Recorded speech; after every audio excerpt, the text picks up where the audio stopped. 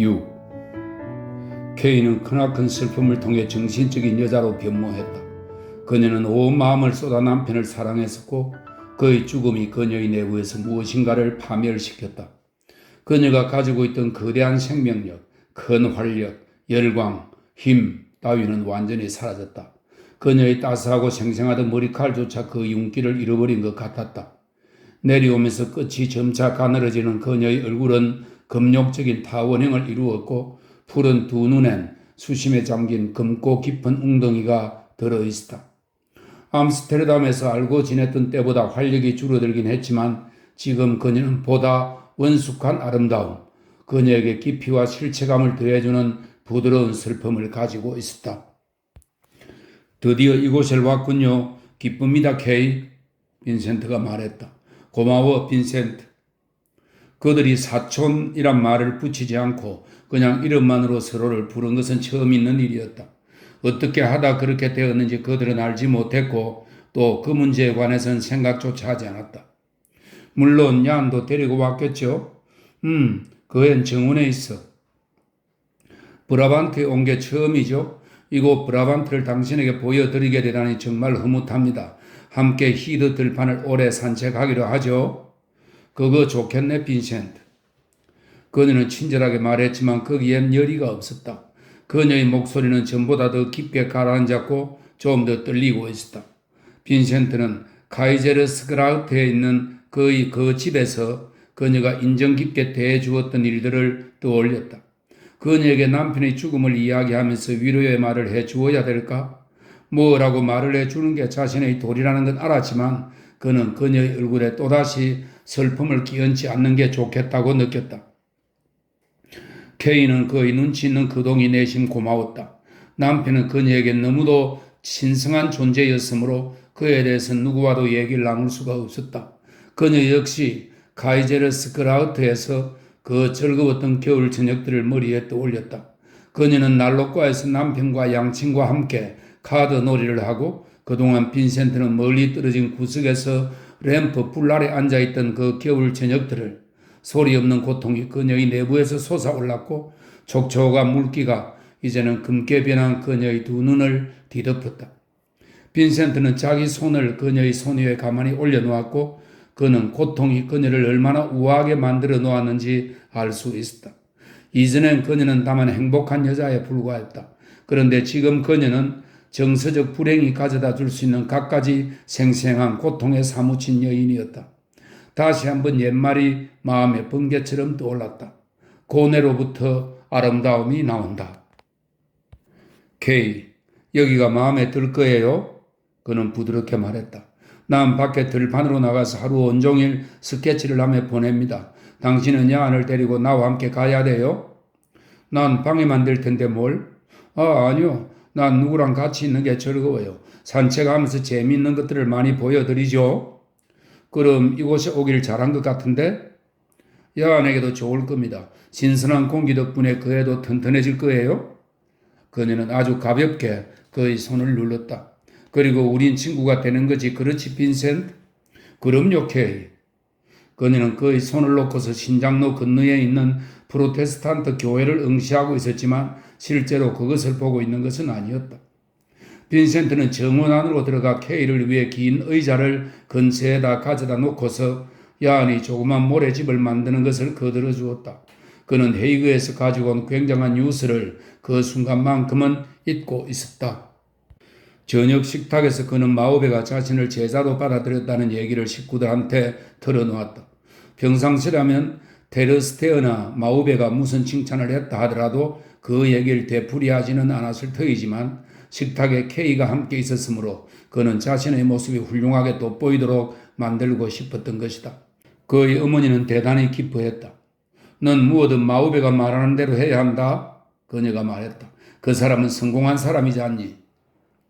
다음 날 아침 아주 일찍이 얀과 케이와 빈센트는 리스보시를 향해 출발했다. 빈센트가 그곳에서 스케치를 하고 싶어 했기 때문이었다. 빈센트는 점심때 먹을 걸 싸가지고 가는 일 따위엔 전혀 염두에 두지도 않았는데 어머니가 그 셋을 위해 근사한 점심을 싸주었다. 어머니는 무슨 소풍이라도 가는 줄로 생각한 것이었다. 도중에 교회 구내에서 까치 둥지가 얹힌 커다란 아카시아 나무를 지나치게 되었다. 까치 둥지를 보고 아이가 흥분하자 빈센트는 새 알을 꼭 하나 찾아주마고 약속했다. 그들은 바닥에 바삭바삭한 소나무 잎이 깔린 소나무 숲을 뚫고 황색, 백색, 회색의 모래로 뒤덮인 히드 들판을 건너갔다. 얼마쯤 가니까 버려진 쟁기와 진마차가 들판에 서 있는 게 보였다. 그는 자그마한 이제를 세워놓고 야한을 그 진마차 안에 들어 올려놓고서 재빨리 스케치했다. 케이는 한쪽으로 조금 떨어져 선 채 좋아라고 까부는 야한을 쳐다보았다. 그녀는 한마디 말도 없었다. 빈센트는 그녀를 방해하고 싶지 않았다. 그녀가 따라와 준 것만으로도 기뻤다. 여인을 곁에 두고 작업을 한다는 게 이렇게 즐거운 일인 줄은 미처 몰랐었다. 지붕에 이형을 얹은 오두막집들을 수없이 지나친 뒤 이윽고 그들은 로젠달로 가는 신장로에 나섰다. 드디어 케이가 입을 열었다. 빈센트, 그녀가 말했다. 빈센트가 이젤 앞에 서 있는 걸 보니까 전에 암스테르담에서 내가 빈센트를 두고 생각했던 것들이 떠올랐어. 그게 뭔데요, 케이? 분명 기분 나빠하진 않겠지? 전혀. 그럼 솔직히 말하겠는데 전에 난 빈센트가 성직자가 되기 위해 태어난 사람은 아니라고 생각했었어. 난 빈센트가 시간만 계속 허비하리란 걸 알고 있었어. 그런데 왜 내게 말하지 않았죠? 내게 그럴 권리가 있었을까, 빈센트? 그녀는 삐져나온 붉으스름한 금빛 머리칼 서너 올을 챙없는 모자 속으로 밀어넣었다. 그때 길 가운데의 도랑이 구부러지는 바람에 그녀의 몸이 빈센트의 어깨에 쓰러졌다. 몸의 균형을 잡도록 한 손으로 그녀의 팔을 받쳐주고 나서 그는 손을 도로 떼는 것을 잊어버렸다. 난 그 문제를 결국 빈센트가 자기 힘으로 풀어야만 한다고 생각했었어. 그녀가 말했다. 그때 누가 아무리 얘기해도 소용없었을 거야? 아, 이제 생각나요. 빈센트가 말했다. 언젠가 편협한 마음의 성직자가 되지 말라고 내게 충고했었죠? 목사님의 딸이 그런 말을 하다니 이상한 일이었죠? 그는 그녀에게 열렬한 미소를 보냈지만 그녀는 서글픈 눈이 되었다. 알아. 하지만 내 남편 보스가 달리는 이해할 수 없을지도 모를 많은 것들을 내게 가르쳐 주었었거든. 빈센트는 그녀에게서 손을 떨어뜨렸다. 보스라는 이름이 나오자마자 그들 사이엔 보이지 않는 기묘한 장벽이 생겼다. 1시간쯤 걸은 뒤 리스포쇼에 다다르자 빈센트는 다시 이제를 세웠다. 그리고 싶은 넙지가 좀 있었던 것이다. 야한은 모래밭에서 놀고 케이는 그 뒤에서 그가 가지고 온 접는 의자에 앉아 있었다. 그녀는 손에 책을 쥐고 있었지만 읽지는 않았다. 빈센트는 어떤 열정을 가지고 재빠른 손놀림으로 그려나갔다. 일찍이 체험했던 것보다 더 큰 활력과 함께 그의 손 밑에서 그림이 단숨에 용솟음쳐 올라왔다. 그게 마오베의 찬사 때문인지 아니면 케이의 존재 때문인지는 알 수 없었지만 그의 연필의 터치는 정확했다. 그는 잇따라 서너 개의 스케치를 만들었다. 그는 케이를 뒤돌아보지도 않았고 그녀 역시 그에게 말을 걸어 방해하지는 않았지만 그녀가 옆에 있음으로 해서 그는 행복스러운 만족감을 맛볼 수 있었다. 케이의 칭찬을 받을 수 있도록 오늘은 유달리 좋은 그림이 나왔으면 하고 그는 바랐다. 점심때가 되자 그들은 잠깐 걸어서 오크나무 숲으로 갔다. 서늘한 나무 밑에서 케이가 바구니에 뜬 것들을 펼쳐놓았다. 허공엔 소리 한 점 없었다. 너프의 수령꽃 냄새와 오크나무의 어렴풋한 향기가 서로 뒤섞였다. 바구니를 사이에 두고 얀과 케이가 한쪽에 그리고 빈센트가 다른 한쪽에 앉았다. 케이가 빈센트 앞으로 음식을 내놓았다. 마오베와 그의 가족들이 집안에서 저녁 식탁에 둘러앉은 광경이 눈앞에 떠올랐다. 케이를 바라보면서 빈센트는 이렇게 아름다운 사람은 결코 보지 못했다고 생각했다. 두꺼운 노란 치즈는 아주 맛있고 어머니가 만든 빵은 언제나 그 특이한 달콤한 맛을 가지고 있었지만 빈센트는 먹을 수가 없었다. 어떤 새로운 걷잡을 수 없는 굶주림이 그의 내부에서 깨어나고 있었다. 그는 케이의 섬세한 살결, 끌로 다듬은 듯한 타원형 얼굴, 밤의 연못 같은 수심에 잠긴 눈, 풍만하고 부드러운 얼굴에서 눈을 뗄 수가 없었다. 그녀의 입술이 잠시 그 무르익음에 뺏기긴 했지만 그는 그 입술이 다시 활짝 꽃필 것임을 알고 있었다. 점심 후에 야한은 제 어머니의 무릎을 베개 삼아 잠들어 버렸다. 빈센트는 그녀가 아이의 밝은 머리카락을 쓰다듬으며 무엇을 찾으려는 듯 그 천진한 얼굴을 뚫어져라 내려다보는 것을 지켜보았다. 그녀가 아이의 모습에 나타난 남편의 얼굴을 보고 있음을, 또한 카이제르 스그라우트에서 자신이 사랑하는 남자와 함께 있음을 알 수 있었다. 그녀는 이곳 브라반트에서 사촌 빈센트와 함께 있는 것이 아니었다.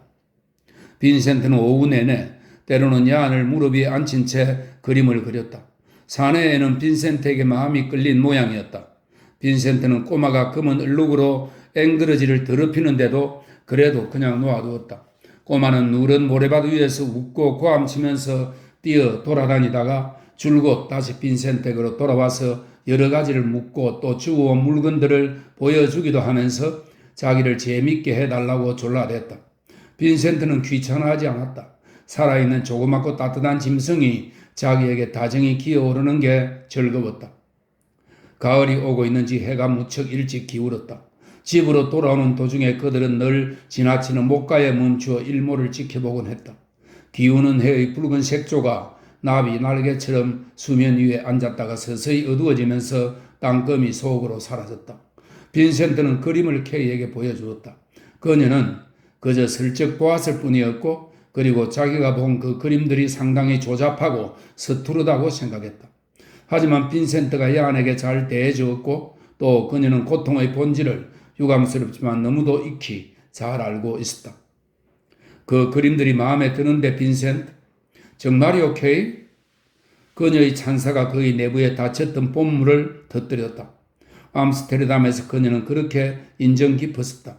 그녀라면 그가 하려는 일들을 이해해 줄 것이다. 어찌된 일인지 이 세상에서 그래 줄 만한 사람은 그녀밖에 없을 것 같았다. 식구들에게는 그들이 단어조차 알지 못하므로 자신의 계획들을 얘기할 수 없었다. 마오베나 테르스테의 경우엔 그는 내심으로는 늘 그렇게 느끼지 않으면서도 항시 초보자의 겸손한 자세를 취해야만 했다. 그는 소리도 서지 않는 말로 황급히 자신의 마음을 쏟아놓았다. 그는 점점 열을 올림에 따라 그의 발걸음도 빨라져서 케이가 따라 걷기가 힘들 정도였다. 그가 무언가 깊은 감정에 빠질 때면 안정된 몸가짐은 달아나 버리고 그 대신 예의 그 격하고 초조한 태도가 찾아오는 것이었다. 그날 오후에 보았던 예의 바른 신사는 사라져버리고 갑자기 나타난 시골 촌뜨기의 모습에 그녀는 깜짝 놀랐다. 그의 그런 감정의 분출을 그녀는 너무도 교양 없고 신경스럽다고 느꼈다. 빈센트가 지금 한 남자가 한 여인에게 할 수 있는 가장 진귀하고 값진 산사를 바치고 있다는 사실을 그녀는 알지 못했다. 그는 태호가 파리로 떠난 이후에 자신의 내부에 억누르 두었던 그 모든 감정들을 그녀에게 쏟았다. 그는 자신의 목표와 야망과 또한 자신의 작품 안에 불어넣고자 하는 그 정신에 대해 털어놓았다. 케이는 그가 왜 그렇게 흥분하는 걸까 하고 의아하게 생각했다. 그녀는 빈센트의 말을 막지도 않았지만 그러나 듣지도 않았다. 그녀는 언제나 과거에 살고 있었고, 그래서 누구든 그렇게 많은 기쁨과 활력을 가지고 미래에 산다는 것이 슬그머니 못마땅해지는 것이었다. 빈센트는 자신의 끓어오르는 감정에 너무도 열중한 나머지 그녀의 움츠러든 기색을 알아채지 못했다. 그가 손짓 몸짓 섞어가며 얘기를 계속하는데 그의 입에서 나온 한 이름이 그녀의 관심을 사로잡았다. 누워있어? 암스테르담에서 사는 그 화가 말이야? 전엔 그랬었죠. 지금은 헤이그에서 삽니다. 맞아. 내 남편 보스가 그 사람 친구였거든. 남편이 그 사람을 서너 번 집에 데리고 왔었어. 빈센트는 그녀의 말을 가로막아 버렸다. 보스, 언제나 보스야. 어째서? 그는 죽었어. 죽은 지 1년도 넘었어.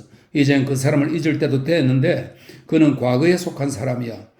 우르술라와 꼭 마찬가지로. 그녀는 왜 늘 이야기를 보스에다 끌어다 붙이는 걸까? 암스테르담 시절에도 케이의 남편이 영 마음에 들지 않았어. 가을이 깊어갔다. 숲속에 깔린 소나무 잎 카페에선 바삭거리는 녹슨 갈색으로 변했다. 날마다 빈센트는 케이와 야한을 데리고 들판으로 나가 작업했다. 히드 들판을 가로질러 오래 건너라면 한 줄기 어렴풋한 홍조가 그녀의 뺨에 솟아올랐고 발걸음은 더욱 꿋꿋하고 자신감에 차게 되었다. 그녀는 이젠 바느질 바구니를 가지고 나와 빈센트만큼이나 분주하게 손가락을 놀렸다.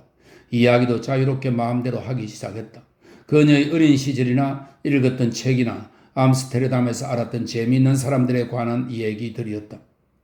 가족들은 잘 되었구나 하는 마음으로 바라보았다. 빈센트와 함께 있는 것이 케이에겐 삶에 대한 관심을 불러일으키고 또한 집안에서의 그녀의 존재가 빈센트를 좀 더 부침성 있는 사람으로 만든 것이었다. 안나 코르넬리아와 테오도루스는 이렇게 마침 알맞은 기회를 마련해 주신 하나님께 감사했고 그 젊은 두 사람이 함께 있게 하기 위해 백방으로 노력했다. 빈센트는 케이의 모든 걸 사랑했다.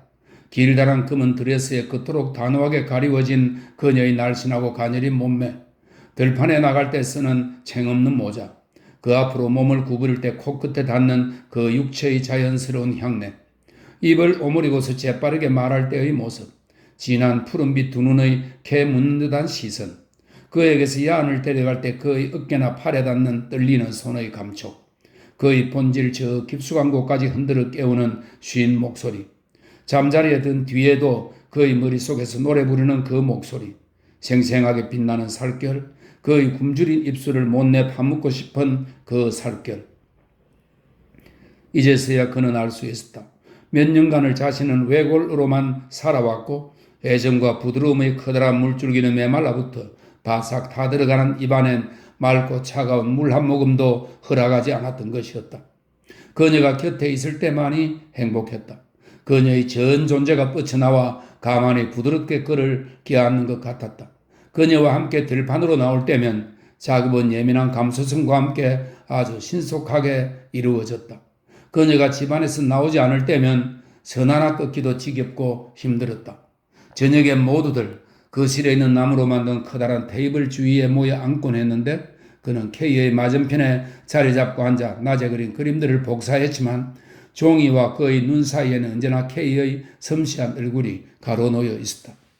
그녀가 커다란 노란 램프의 창백한 불빛 속에 앉아있는 모습을 보려고 이따금씩 고개를 쳐들다가 그녀의 시선과 마주 부딪힐 때면 그녀는 부드럽게 가라앉은 우수와 함께 그에게 미소를 보내곤 했다. 다시는 단 한순간도 그녀와 떨어질 수 없을 것 같은 느낌이 온 식구들이 보는 앞에서 벌떡 일어나 그녀를 으스러져라 꼭 껴안고서 자신의 뜨겁고 메마른 입술을 그녀의 차가운 입술의 우물 안에 파묻어야만 될 것 같은 감정이 너무도 자주 엄습해왔다. 그가 사랑한 건 그녀의 아름다움뿐만이 아니었다. 그녀의 전 존재와 태도까지 사랑했다. 조용한 걸음걸이, 완벽한 자세와 거동, 조그만 몸짓 하나하나에도 드러나는 훌륭한 교양. 우르술라를 잃어버린 후 7년이라는 긴 세월 동안 자신이 얼마나 외로움에 시달려 왔던가를 그는 짐작조차 하지 못했다.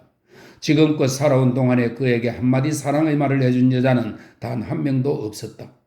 물기어린 애정의 눈으로 그를 거기 바라보며 손가락으로 가볍게 얼굴을 쓰다듬고 그 손가락에 스친 자옥마다 키스로 뒤덮어준 여자는 단 한 명도 없었다. 어느 여인도 그를 사랑하지 않았다. 그것은 산 것이 아니라 죽은 것이었다. 우르술라를 사랑했던 때는 그래도 괜찮았다. 왜냐하면 그 당시엔 그의 연모의 마음은 오직 주고자 하는 마음뿐이었고 그리고 거절당한 것은 바로 그 줄이는 마음이었기 때문이었다. 그러나 지금 그의 성숙한 사랑에는 똑같이 주고받고 싶은 마음뿐이었다. 이 새로운 굶주림이 케이의 열렬한 반응으로 채워지지 않는 한 앞으로의 삶은 불가능하다는 것을 그는 깨달았다. 어느 날 밤 미슐레의 책을 읽다가 우연히 한 구절과 부딪혔다. 남자가 되기 위해서는 여자의 숨결이 필요하다. 미슐레의 말은 언제나 옳았다. 빈센트 그 자신은 여지껏 남자가 아니었다. 28살이나 되었지만 그는 아직 태어나지도 않은 것이었다. 케이의 향기로운 아름다움과 사랑이 그에게 숨결을 불어넣었고 그는 마침내 한 남자가 되었다. 한 사내로서 그는 케이를 원했다. 필사적으로 격렬하게 그녀를 원했다. 그는 야한도 역시 사랑했다. 야한은 그가 사랑하는 여인의 한 부분이기 때문이었다. 그러나 그는 보스를 정오했다. 온 힘을 다해 정오했다.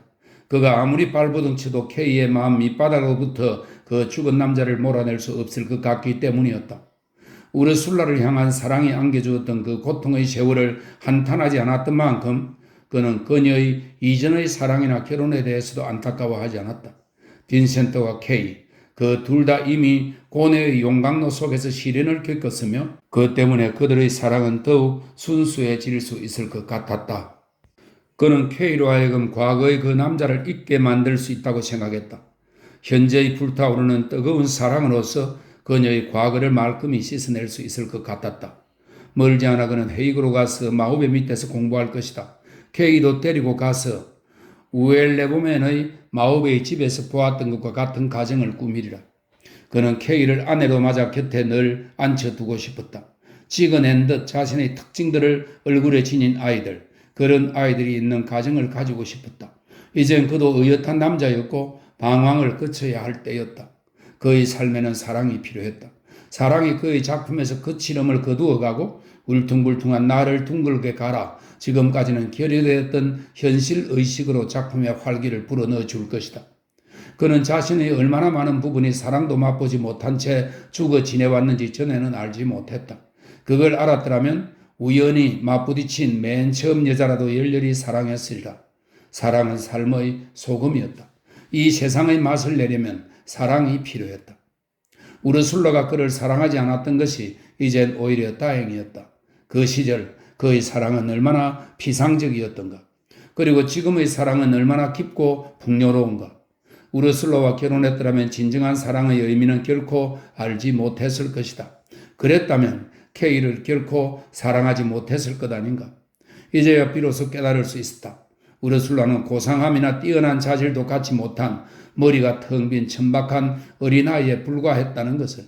그런 어린애 때문에 몇 년간을 고통에 시달려야 했다니.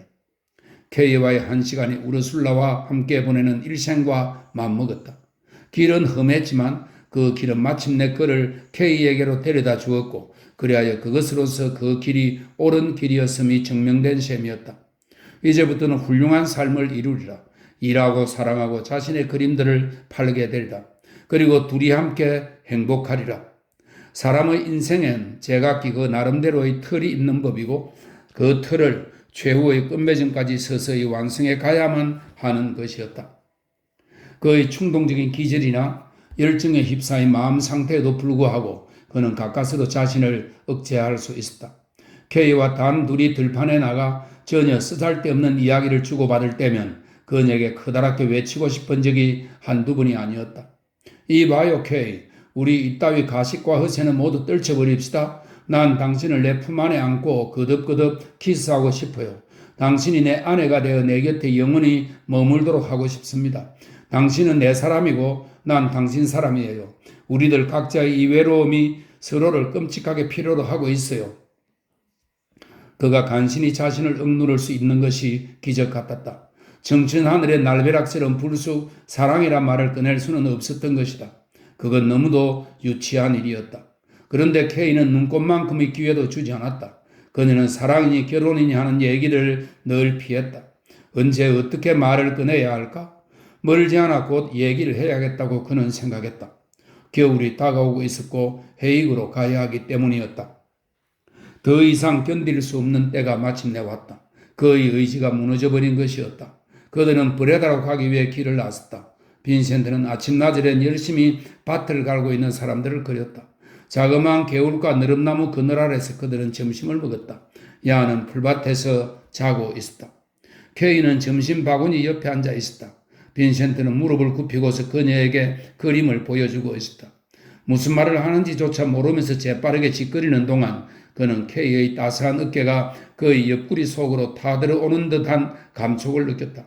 그를 걷잡을 수 없이 불타오르게 한 건 바로 살의 맞닿음이었다. 그림이 그의 손에서 떨어졌다. 갑자기 그는 K를 난폭하게 끌어안았다. 거칠고 열띤 말들이 성난 파도처럼 그의 입에서 터져 나왔다. K, 난 더 이상 못 참겠어. 당신에게 말해야겠어요. K, 당신을 사랑한다는 걸, 내 자신보다 더 사랑한다는 걸 알아줘요. 늘 사랑했어요. 암스테르담에서 처음 보았던 때부터. 당신이 늘 내 곁에 있어줘야만 해요. K, 조금이라도 날 사랑한다고 말해줘요. 우리 함께 헤이그로 가서 삽시다. 우리끼리만 가정을 꾸미고 행복하게 살아요. 당신은 날 사랑하지요. 그렇지요, K? 나와 결혼한다고 말해줘요, K.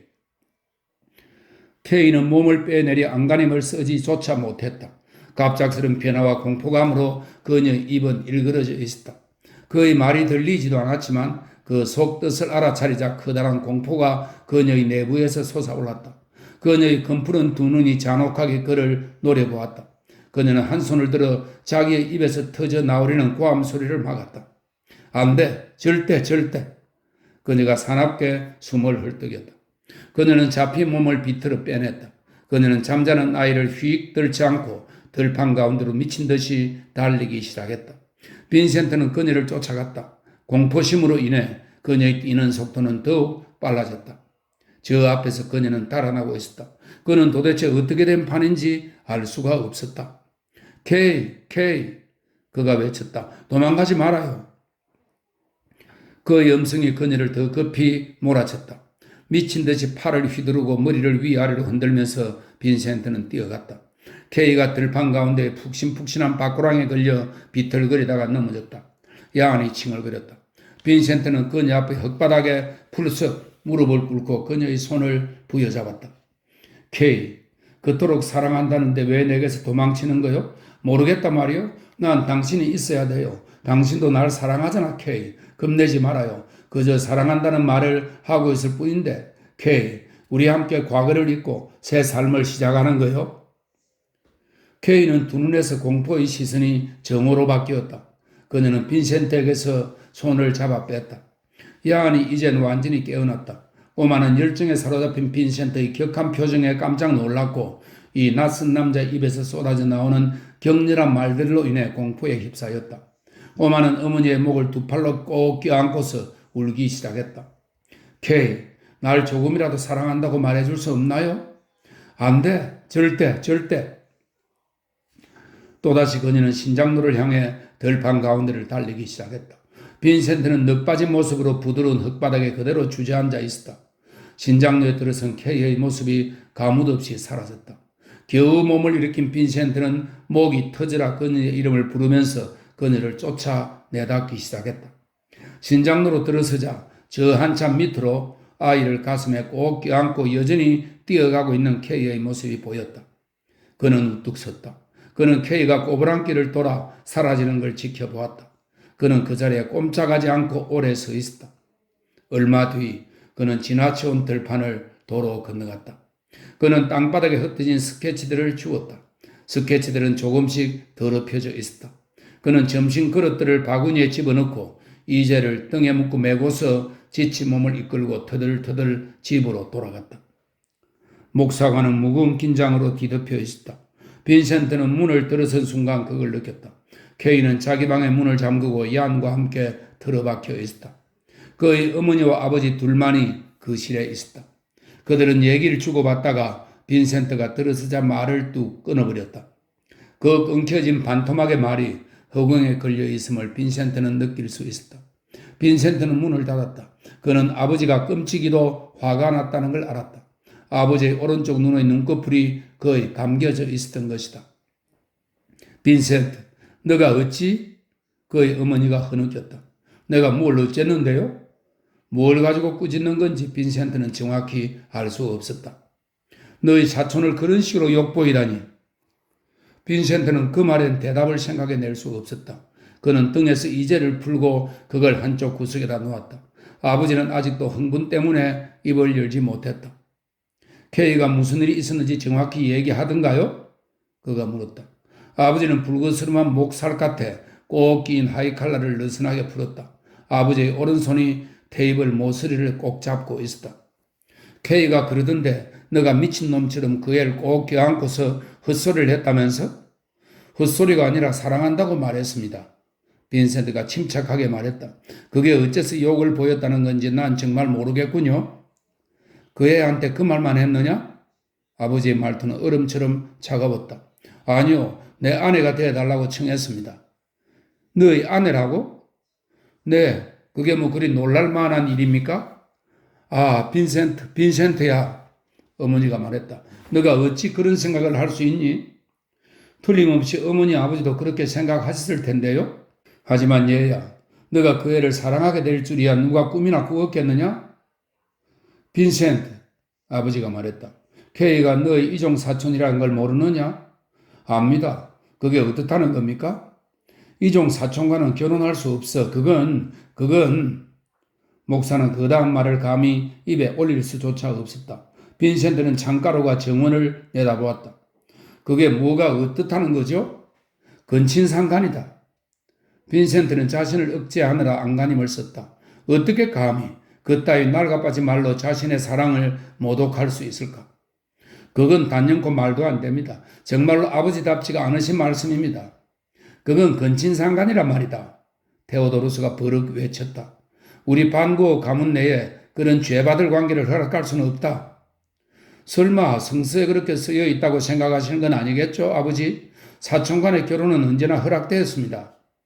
아, 빈센트 얘야, 어머니가 말했다. 너가 그 애를 사랑한다면 왜 기다리지 못하니? 그의 남편이 죽은 지 겨우 1년이다. 그 애는 아직도 제 남편을 열렬히 사랑하고 있어. 그런데도 너 스스로도 알다시피 너에겐 아내를 먹여 살릴 돈도 없잖니? 내 생각엔 너가 한 짓은, 아버지가 말했다. 두말할 것도 없이 유치하고 점잖지 못한 것이다. 빈센트가 뒤로 물러섰다. 그는 파이프를 더듬어 찾았다. 그것을 한동안 손에 들고 있다가 도로 집어넣었다. 아버지, 단호하게 분명히 부탁드립니다만 또다시 그런 표현이랑 쓰지 말아 주십시오. 케이를 향한 내 사랑은 여지껏 내게 있었던 일 중에서 가장 값진 일입니다. 그걸 점잖지 못하다느니 유치하다느니 하고 말하는 것은 참을 수 없습니다. 그는 이제를 거칠게 집어들고 자기 방으로 갔다.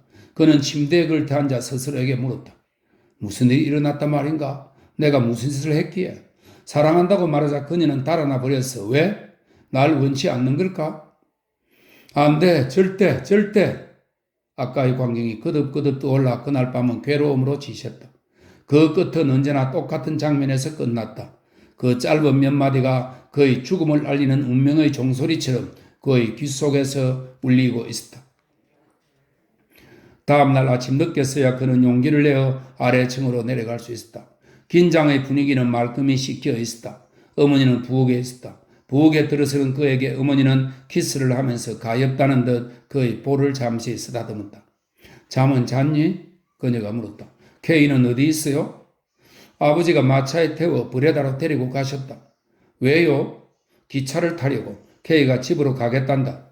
암스테르담으로요? 그래. 그랬군요. 케이로선 그 편이 낫겠다고 생각한 거다. 나한테 무슨 말을 남겨놓지 않았나요? 없구나. 앉아서 아침 들지 않겠니? 한마디도 없어요? 어제 일에 대해서도요? 케이가 나 때문에 화났던가요? 아니, 그냥 부모 곁으로 돌아가야겠다고 생각한 모양이다. 안나 코르넬리아는 케이가 한 말들을 또다시 되풀이하지 않는 게 좋겠다고 생각했다. 그 얘기는 하지 않고 그녀는 달걀을 스토브 위에 올려놓았다. 기차가 몇 시에 브레다를 출발하나요? 10시 20분. 빈센트는 파란색의 부엌 시계를 바라보았다. 그럼 지금이 그 시각이군요? 그래. 이젠 어쩔 도리가 없군. 얘야, 이리 와서 앉아라. 오늘 아침엔 아주 신선한 혓바닥 고기가 있단다. 그녀는 부엌 테이블 한 귀퉁이를 치우고 냅킨을 놓고 그에게 아침을 차려주었다. 그녀는 빈센트 위로 몸을 굽히고서 막무가내로 먹으라고 했다. 그녀는 빈센트가 배만 든든히 채우면 만사가 평온해질 거라는 기분이 들었던 것이다. 빈센트 역시 그렇게 해야 어머니가 만족하시리라는 걸 알고 있었으므로 그녀가 식탁에 내놓는 것을 모두 꿀꺽꿀꺽 삼켰다. 그러나 안 돼, 절대의 쓴맛 때문에 아무리 맛난 음식을 먹어도 입맛이 썼다. 7. 그는 자신이 케이보다는 그림 그리는 일을 한결 더 사랑한다는 걸 알고 있었다. 둘 중에서 하나를 택하라고 강요한다면 마음의 망설임은 눈꽃만큼도 있을 수 없었다. 그럼에도 불구하고 그의 그림은 갑자기 단조로워졌다. 이젠 자그마한데도 관심을 쏟을 수가 없었다.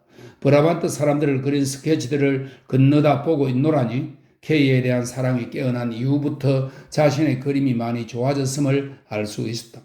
자기 그림에 무언가 거칠고 투박한 면이 있지만 케이를 향한 사랑이 그걸 삭혀줄 수 있을 것 같았다.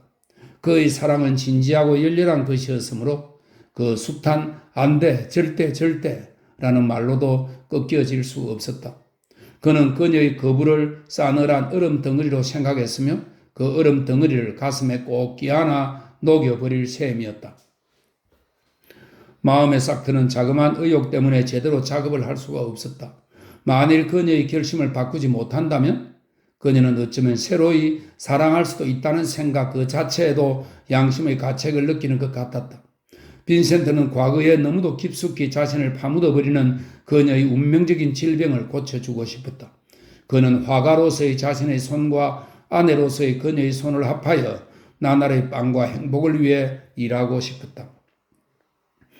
그는 자기 방에서 시간을 보내면서 K에게 애원으로 가득한 열렬한 말들을 써보냈다. 서너 주일 뒤에 가서야 그는 그녀가 편지들을 읽지도 않는다는 것을 알았다. 그는 자신의 둘도 없는 친구 테오에게 거의 날마다 편지를 써보냄으로써 자신의 마음의 의욕과 부모님과 스트리크 목사의 한결같은 공격에 대항하여 싸울 힘을 모았다. 빈센트는 괴롭고 처절할 만큼 괴로웠던지라 그 마음을 늘 감출 수는 없었다. 그것을 알고 어머니가 가엾은 마음을 가득 담은 얼굴로 그에게로 와서 갖가지 위로의 말들을 들려주었다. 빈센트, 그녀가 말했다. 넌 돌베개다. 너의 가엾은 머리통을 찍고만 있는 거다. 스트리크 목사가 그러던데 K의 노는 완전히 결정적인 거란다. 천만금을 준대도 그 사람 말은 믿지 않겠어요. 하지만 K가 목사한테 말했다더니 얘야. 날 사랑하지 않는다고 말이에요? 그래, 절대 마음을 바꾸지 않겠다고 하더란다. 두고 보면 알겠죠. 그 일은 어쩔 도리가 없겠구나. 스트리크 목사 말은 설사 K가 널 사랑한다 하더라도 너가 1년에 1000프랑 이상 벌지 못하는 이상 자기 스스로도 그 결혼을 허락지 않겠단다. 그런데 너도 알다시피 넌 그런 것하고는 거리가 멀지 않느냐? 하지만 어머니, 사랑하는 사람은 살고 사는 사람은 일을 하고 일을 하는 사람은 빵을 얻습니다. 아주 훌륭하구나 얘야. 하지만 K는 호사스럽게 자라난 애다. 그 애는 언제나 근사한 물건들을 갖고 있었지. 근사한 것들이 지금의 그녀를 행복하게 해주지 못하잖아요. 너희들 둘이 일시적인 감정에 쏠려 결혼했다간 커다란 불행이 닥칠 거다. 가난, 굶주림, 추위, 병 같은 거 말이다. 왜냐하면 너도 알다시피 그 가족들은 단 1프랑의 도움도 안 줄 거야. 어머니, 그런 건 전에 이미 다 겪었어요. 그런 건 겁나지 않아요. 그렇다 해도 우리 둘이 함께 있는 게 좋아요. 함께 있지 못하는 것보다야. 하지만 얘야, K가 널 사랑하지 않는다면 내가 암스테르담으로 갈 수만 있다면 오직 좋을까? 그런 그 노를 예스로 바꿔 놓을 수 있을 텐데. 기차 요금을 낼 단돈 1프랑을 벌지 못해 자신이 사랑하는 여인을 보러 갈 수도 없는 처지를 인생의 제일 지독한 비참함 중의 하나라고 그는 생각했다. 그는 자신의 무능력 때문에 화가 머리끝까지 치솟았다. 그는 28이었다. 건건히 살아갈 수 있는 필수품 말고는 그 모든 것을 거부하면서 12년간을 열심히 일해왔는데 그런데도 세상에 암스테르담행 기차표 한 장 끊을 만한 그 몇 푼 안 되는 돈도 모을 길이 없었던 것이다. 암스테르담까지 100km를 걸어갈까 하는 생각도 해보았지만 그렇게 되면 더럽고 굶주리고 지쳐 빠진 꼴로 도착하게 될 터였다. 그 고생이야 상관없지만 만일 피트셋 목사의 집으로 들어서던 그 꼴로 스트리크 목사의 집에 들어선다면 아침에 테오에게 긴 편지를 보낸 뒤에 빈센트는 또다시 앉아서 편지를 쓰기 시작했다.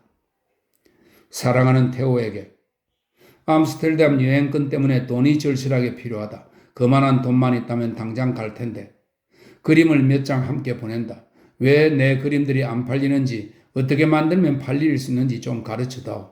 왜냐하면 그 안 돼, 절대의 깊이를 헤아려 보기 위해 암스테르담으로 가려면 기차 삭스를 벌어야만 하기 때문이다. 나날이 흘러감에 따라 그는 건강한 힘이 새로이 솟아나는 것을 느꼈다. 사랑이 그를 굳건한 사람으로 만들었다. 그는 의욕의 씨앗을 떨쳐버렸다. K를 만나서 자신이 진실로 어떠한 부류의 인간인지 이해할 수 있도록 해준다면 K의 안 돼, 절대를 영원히로 바꿀 수 있다고 내심 그렇게 생각하고 있었던 것이다. 그는 새로운 활력을 가지고 작업에 다시 달라붙었다. 자신의 화가로서의 솜씨가 아직도 거북살스럽게 보인다는 것을 알긴 했지만 그는 그 거북살스러움을 K의 거부와 꼭 마찬가지로 시간이 말끔히 씻어줄 것이라는 강한 확신감을 가지게 되었다. 다음 날 저녁 그는 스트리크 목사에게 편지를 보내어 자신의 입장을 분명하게 밝혔다. 그는 꾸밈없이 솔직하게 썼다. 그리고는 스트리크 목사의 입에서 새어나올 저주의 푸념을 생각하는 양 싱긋 웃었다. 아버지는 빈센트에게 편지를 쓰지 말라고 했었다. 목사관에는 진짜 전쟁이 마련되고 있었던 것이다. 아버지 테오도로스는 인생을 오직 엄격한 복종과 엄격한 행실의 면에서만 보았다. 그는 인간 기질의 변화무쌍함에 대해서는 전혀 알지 못했다. 자기 아들이 일정한 틀에 맞지 않는다면 잘못된 것은 그 틀이 아니라 자기 아들 쪽이었다. 이런 잘못들은 모두 너가 그따위 프랑스 책들을 읽었기 때문이다. 저녁을 먹은 뒤 모여 앉은 테이블 너머로 테오도로스가 말했다. 도둑놈과 살인자들하고 사귀는데 너가 고분고분한 아들처럼 신사처럼 행동하길 어떻게 바랄 수 있겠느냐? 빈센트는 미슐레의 책을 읽다가 가볍게 놀란 얼굴로 고개를 쳐들었다. 도둑놈과 살인자들요? 빅토르 위고와 미슐레가 도둑놈이라는 겁니까? 아니야. 그 사람들이 써놓은 게 그렇다는 거지. 그 사람들의 책은 죄악으로 가득 차 있어. 무슨 말씀이십니까, 아버지? 미슐레는 성경 그 자체만큼이나 순수해요. 여기서 그따위 신성 모독은 용납 못한다, 이 녀석아. 의분을 참지 못한 테오도로스가 버럭 소리쳤다. 그 책들은 부도덕해. 늘 망쳐놓은 게 바로 그 잘난 프랑스 사상이야. 빈센트는 일어나 테이블을 돌아갔다. 그리고 사랑과 여성이라는 책을 아버지 앞에 놓았다. 아버지가 납득하실 수 있는 유일한 길이 있습니다. 그가 말했다. 그냥 몇 페이지만 직접 읽어보십시오. 감명받으실 겁니다. 미슐레는 오직 인간의 여러 문제와 자그마한 불행들을 해결할 수 있도록 도와주고자 할 따름이니까요. 테오도로스는 흡사 선량한 사람이 죄악을 떨쳐버리는 듯한 몸짓으로 사랑과 여성을 바닥에다 휙 썰어버렸다. 읽을 필요 없다. 테오도로스가 발칵 성을 냈다. 방고 가문 중에 한 종조부가 계셨는데 그분은 프랑스 사상에 물이 들어 음주에 빠졌다. 천반번 죄송합니다, 미슐레 신부님. 떨어진 책을 주워들며 빈센트는 중얼거렸다. 그런데 좀 물어보자. 어째서 미슐레 신부님이라는 거냐? 테오도로스가 싸늘하게 물었다. 너 날 모독하려는 거냐? 그런 건 생각해보지도 않았습니다. 빈센트가 말했다. 하지만 솔직히 말씀드리겠는데 제게 조언이 필요하다면 아버지보다는 차라리 미슐레에게 가겠습니다. 그게 더 알맞을 법하니까요. 아, 빈센트. 어머니가 애원했다. 왜 꼭 그렇게 얘기를 하니? 어째서 가족 간의 의를 끊어놓으려 하니? 맞아. 너가 바로 그 짓을 하고 있는 거다. 테오도로스가 고함을 쳤다. 식구 간의 의를 끊어놓고 있단 말이다. 너의 행동은 용납할 수 없어. 너가 이 집에서 나가 어디 다른 데로 가서 사는 게 차라리 낫겠구나. 빈센트는 작업실을 겸한 자기의 방으로 올라갔다. 그는 침대가에 앉았다. 엄청난 충격을 받을 때마다 왜 난 의자에 앉는 대신 침대가에 앉는 걸까? 하고 그는 멍청하게 생각했다. 그는 사방벽에 걸린 흙 파는 사람, 씨 뿌리는 사람, 일꾼들, 바느질하는 여자, 청소하는 여자들의 스케치와 하이케를 모사한 그림들을 둘러보았다. 그렇다. 자신의 그림은 진보했다. 그는 전진하고 있었다. 하지만 이곳에서의 작업은 아직 끝나지 않았다. 마우베는 지금 드렌테에 있고 다음 한 달 안엔 헤이그로 돌아오지 않을 터였다. 빈센트는 에텐을 떠나고 싶지 않았다. 이곳이 편안했고 다른 곳에서 살자면 돈이 많이 들었다. 그에겐 이곳을 영원히 떠나기 이전에 자신의 그림의 어색한 표현을 분쇄해버리고 브라반트 인물들의 진실한 영혼을 포착하기 위해서 시간이 필요했다. 아버지는 그에게 이 집에서 나가라고 말했고 실제로 그에게 악담을 했다. 하지만 그건 모두 화가 나서 한 말들이었다. 만일 정말로 나가라고 말했고 그게 진심이었다면 자기 아버지의 집에서 쫓겨나야 할 만큼 자신이 정말 그토록 나쁜 인간일까? 다음날 아침 그는 두 통의 편지를 받았다. 첫 번째 편지는 스트리크 목사한테서 온 것이었는데 그가 등기로 붙인 편지에 대한 답장이었다. 거기에는 또한 목사 부인이 보낸 짤막한 메모가 동봉되어 있었다. 그들은 노골적인 표현으로 빈센트의 과거 행적을 요약하여 들추면서 K는 다른 사람을 사랑하고 있다. 그 남자는 부자다. 그러므로 바라건대 자기들의 딸에 대한 그 괴상한 공격을 당장 멈춰달라고 써 보냈다. 세상에 이만큼 의심 많고 냉혹하고 속물적인 인간들은 성직자들 말고는 또다시 없을 거야. 빈센트는 혼자 짧게 말하면서 암스테르담에서 온 편지가 마치 스트리크라는 인물 자체인 양 잔인한 쾌감을 느끼면서 그 편지를 구겨 버렸다. 두 번째 편지는 테오에게서 온 것이었다. 보내온 그림들은 표현이 아주 잘 됐더군요.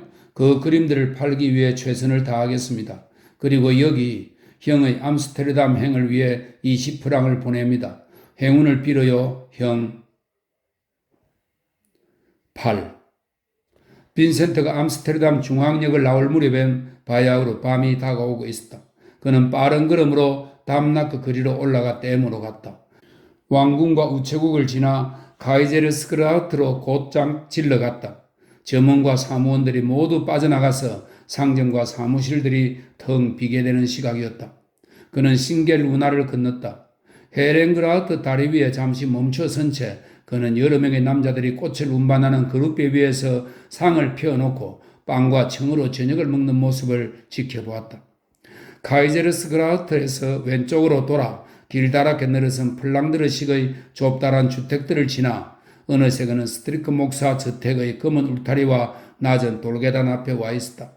그는 자신이 최초로 암스테르담 행을 감행했던 시절 맨 처음 그 돌계단 앞에 서 있었던 때를 떠올리면서 한 인간이 영원히 불운에 시달리게 되는 도시들이 있구나 하는 것을 실감했다. 담나크 거리를 곧장 달려 올라가 시내 중심부를 전 속력으로 가로질렀구만 이제 이곳에 다다르고 보니 들어가기가 두렵고 망설여졌다. 그는 고개를 들고 올려다 보았다. 끝에 길다란 쇠고리가 달린 들보가 고미다락방 창문 위로 돌출해 있는 것이 보였다. 목매달아 죽기에 딱 알맞게 만들어진 들보라고 그는 생각했다. 그는 붉은 벽돌로 포장된 넓은 거리를 횡단하여 거리 가장자리 돌 위에 선 채 운하를 내려다 보았다. 다음 시각이면 그의 외적인 인생의 전 흐름이 결정되리라. K만 볼 수 있다면, 그녀에게 이야기를 하여 납득시킬 수만 있다면 만사가 순조롭게 되리라. 하지만 그 관문으로 들어가는 열쇠는 여인의 아버지가 쥐고 있었다. 만일 스트리크 목사가 그를 받아들이지 않는다면 모래를 실어 나르는 짐배가 밤의 정박지를 향해서 천천히 상류로 올라가고 있었다. 배 밑바닥으로부터 삽으로 모래를 퍼올렸던 검은 배전 위로 그 축축한 누런 모래의 흔적이 아직 남아있었다. 빈센트는 그 배의 이물에서 고물까지 빨래가 하나도 널려 있지 않은 것을 보고 왜 그럴까 하고 멍청하게 생각했다. 야위고 뼈대가 굵은 한 남자가 삿대를 가슴 옆에 꼭 붙인 채 거기에다 힘을 주고서 운하의 좁은 수로 아래로 몸을 무겁게 기울이면 맵시 없게 생긴 듯한 배는 그의 발밑에서 상류로 미끄러져 올라가는 것이었다. 더러운 앞치마를 두른 여인이 마치 물결에 침식되어 새겨진 석상 같은 모습으로 고물에 앉아 등 뒤로 돌린 손으로 키 손잡이를 조정하고 있었다. 조그만 사내에 하나, 계집애 하나, 그리고 더러운 흰 강아지 한 마리가 선실 맨 앞에 서서 카이저스크라우트 연변에 늘어서 있는 집들을 동경에 찬 눈으로 응시하고 있었다. 빈센트는 5개의 돌계단을 올라가서 배를 울렸다. 잠시 뒤에 하녀가 나왔다. 하녀는 희미한 어둠 속에 서 있는 빈센트를 자세히 쳐다보더니 그를 알아보고서는 그 알맞은 책으로 문간을 딱 막아서는 것이었다. 스트리크 목사님 집에 계십니까? 빈센트가 물었다. 아니요, 나가셨어요. 하녀는 미리 명령을 받았다. 집 안으로부터 여러 목소리가 들려왔다. 그는 하녀를 거칠게 밀어붙였다. 비켜요. 그가 말했다. 하녀가 그를 따라오면서 못 들어가게 하려고 했다. 식구들이 저녁 식사 중이에요. 그녀가 대들었다. 못 들어가요. 빈센트는 기다란 복도를 걸어내려가 식당 안으로 들어섰다. 들어서면서 그는 낯익은 검은 드레스가 반대편 문으로 빠져나가는 것을 보았다. 스트리크 목사와 이모 빌헬미나 그리고 두 아이가 식탁에 앉아 있었다. 5사람분의 자리가 놓여져 있었다. 사람은 없고 빈 의자만 비스듬하게 뒤로 물려진 한 자리엔 삶은 송아지고기, 통감자, 완두콩으로 만든 음식이 놓여 있었다. 이분을 막을 수가 없었습니다, 어른. 하녀가 말했다. 그냥 밀고 들어오던걸요? 2개의 은촛대가 식탁 위에 놓여 있었다. 불빛이라고는 그 촛대에 꽂힌 커다란 하얀 초에서 흘러나오는 불빛밖에 없었다. 벽에 걸린 칼뱅의 초상이 노란 불빛 속에 으시시하게 보였다. 조각이 새겨진 찬장 속의 은식기들이 희미한 어둠 속에서 반짝거렸다. 빈센트는 전에 보았던 그 높다란 작은 창을 알아보았다. 그 창 아래서 그가 맨 처음 K와 얘기를 나누었던 것이다. 이런 빈센트, 스트리크 목사가 말했다. 나날이 더 버릇이 없어져 가는 것 같군. K와 얘기하고 싶습니다. 그 애는 여기 없어. 친구들 찾아갔어. 내가 배를 울 때 K가 여기 앉아 있었죠. 식사도 이미 시작했었고요. 스트리크가 자기 아내에게로 향했다. 이 아이들을 밖으로 데리고 나가구려. 이것 봐, 빈센트. 그가 말했다. 넌 엄청난 말썽을 일으키고 있어. 나뿐만 아니라 온 집안 식구들이 너한테서 정남이가 뚝 떨어졌어. 넌 건달, 게으름뱅이, 촌뜨기인데다 내가 보는 한 아주 배은망덕하고 사악한 인물이야. 버릇없이 감히 어떻게 내 딸을 사랑한다고 그래?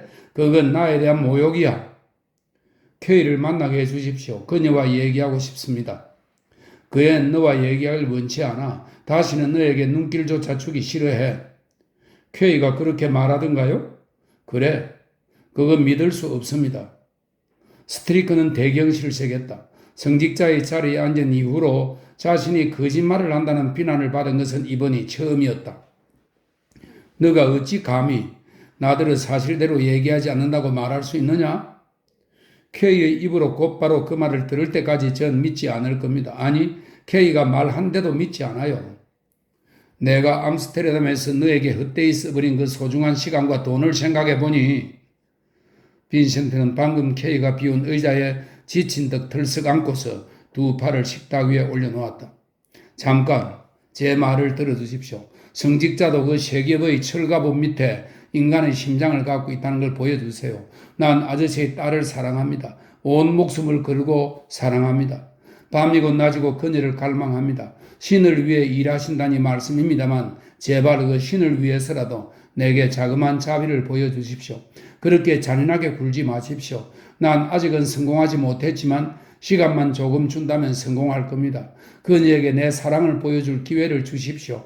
K가 왜 날 꼭 사랑해야 하는지 납득시킬 수 있도록 해주십시오. 분명히 당신도 한때는 사랑에 빠졌었겠죠? 남자가 얼마만한 고뇌에 시달리게 되는지 아시잖아요. 난 시달릴 만큼 충분히 시달렸습니다. 단 한 번만이라도 작은 행복을 찾을 수 있게 해주십시오. 그녀의 사랑을 얻어낼 기회를 주십시오. 부탁은 그것뿐입니다. 난 이 외로움과 비참함을 단 하루도 더 견딜 수 없습니다.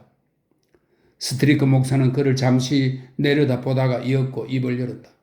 작은 고통도 참지 못하는 그런 약골이고 겁쟁이인가? 그것 때문에 영혼이 낑낑대며 울겠군. 빈센트가 난폭하게 벌떡 일어섰다. 이젠 빈센트에게서 부드러움이 모두 사라졌다. 커다란 촛불이 꽂힌 두 개의 은촛대를 사이에 두고 두 사람이 식탁 양편에 각기 떨어져 있지만 않았더라면 빈센트가 목사를 치고도 남았을 것이었다.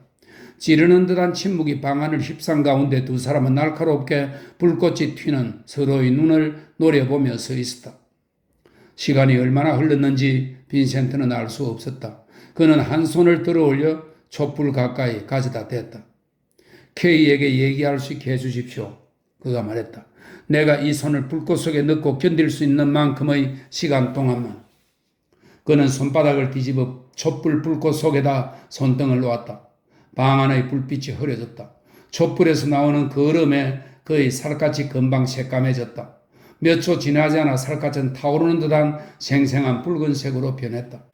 빈센트는 움찔거리거나 스트리크 목사에게서 눈을 떼지도 않았다. 5초가 지났다. 10초. 손등의 살갗이 부풀어 오르기 시작했다. 스트리크 목사의 두 눈이 공포로 둥그레졌다. 목사는 온몸이 마비된 것 같았다. 서너 번 목사는 무언가 말하려고 움직이려고 했지만 할 수가 없었다. 그는 빈센트의 무언가 탐색하는 듯한 잔인한 눈빛에 사로잡혀 있었다. 15초가 지났다. 부풀어오른 살갗이 갈라터졌지만 빈센트의 팔은 미동도 하지 않았다. 마침내 목사는 갑자기 몸을 심하게 비틀며 제의식으로 돌아왔다. 이 미친 녀석아, 그가 목청을 다해 소리쳤다. 이 정신 나간 바보야. 갑자기 테이블 너머로 몸을 쑥 내민 목사가 빈센트의 손 바로 밑에서 초를 휙 집어들어 주먹으로 눌러 촛불을 꺼버렸다. 그리고 나서 그는 가까이에 있는 나머지 또 하나의 초를 훅 불어 꺼버렸다. 방 안은 완전한 암흑이었다. 두 사람은 각기 식탁 양편에서 손바닥으로 식탁을 짚고 선 채 어둠 속을 노려보고 있었다. 볼 수는 없었지만 그럼에도 불구하고 유감스럽게도 상대방의 모습이 너무도 또렷이 보였다. 너 미쳤구나? 목사가 외쳤다. 그러나 케이는 늘 진심으로 경멸하고 있어. 이 집에서 썩 나가. 그리고 다신 오지 마라. 빈센트가 어두운 길을 따라 조심스럽게 천천히 나아가다 보니 어느새 암스테르담 변두리로 나와 있었다. 소금기를 품은 말없는 운하를 내려다보며 서 있자니 움직이지 않는 수면으로부터 시큼틀틀하면서도 기분 좋은 그 낯익은 냄새가 사정없이 콧구멍으로 스며들어왔다. 모퉁이의 가스램프가 그의 왼손. 설명했습니다. 무슨 깊은 본능에서인지 그는 자신의 그림 그리는 쪽의 손을 옆구리에 꼭 붙이고 있었다. 모퉁이의 가스램프가 그의 왼손에 불빛을 던졌다. 그 왼손 살갗에 움푹 팬 검은 구멍이 나 있는 것이 보였다. 오래 잊고 지냈던 바다 냄새가 살짝 풍기는 자그마한 수로를 몇 개 연달아 건넜다. 드디어 그는 멘데스 다 코스타 선생의 집 부근에 다다랐다. 그는 한 운하의 둑에 웅크리고 앉았다. 그는 두꺼운 녹색 이끼층 위에 돌멩이를 하나 던졌다. 돌멩이는 둑 아래로 물이 흐르고 있다는 기미 하나 보이지 않고 그대로 푹 가라앉아 버렸다. 그의 인생에서 케이는 사라져 버렸다. 안 돼, 절대는 그녀의 영혼의 10년에서 새어나온 절규였다. 그 절규가 이제는 뒤바뀌어져 빈센트 자신의 것이 되어버렸다. 그 절규가 그의 머릿속을 난타하면서 거듭 울리고 있었다. 안 돼, 절대. 넌 다시는 그녀를 보지 못할 거야. 그녀가 낮은 목소리로 경쾌하게 노래 부르는 그 음성을 다신 절대 듣지 못할 거야. 그 깊숙한 푸른 눈의 미소도 너의 뺨에 닿는 그녀의 따스한 살길의 감촉도 넌 이제 결코 사랑을 알지 못할 거야. 사랑을 누릴 수 없기에. 그래, 타오르는 고통의 도가니 속에 너의 몸뚱아리를 집어넣고 견딜 수 있는 만큼의 시간 동안만이라도 사랑을 누릴 수 없기에. 형언할 수 없는 슬픔의 물결이 복받쳐 올라왔다. 그는 왼손을 입에다 가져갔다. 자신이 심판을 받고 무가치한 사람으로 평가되어 버렸다는 걸 암스테르담도 이 온 세상도 모를 거라고 터져 나올 것만 같은 고함 소리를 막기 위해서였다. 그의 입술에선 채워지지 못한 욕망의 쓰디쓴 제맛이 풍겼다.